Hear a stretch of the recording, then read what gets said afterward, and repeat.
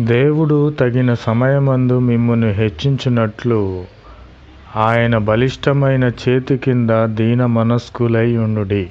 ప్రభునామమునకు స్తోత్రములు కలుగునుగాక. కాబట్టి మనలను ప్రభువైన క్రీస్తు వారు హెచ్చించాలంటే దీన మనస్సు కలిగిన వారమై మనము తగ్గించుకొని ఎడల ప్రభువైన క్రీస్తు వారు మనలను హెచ్చిస్తారు. అలాగునే చిన్నపిల్లలారా, మీరు పెద్దలకు లోబడి ఉండుడి.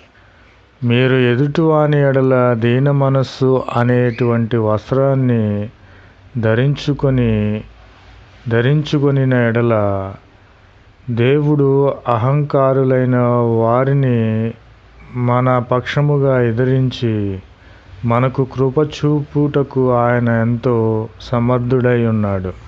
ప్రభునామమునకు స్తోత్రములు కలుగునుగాక.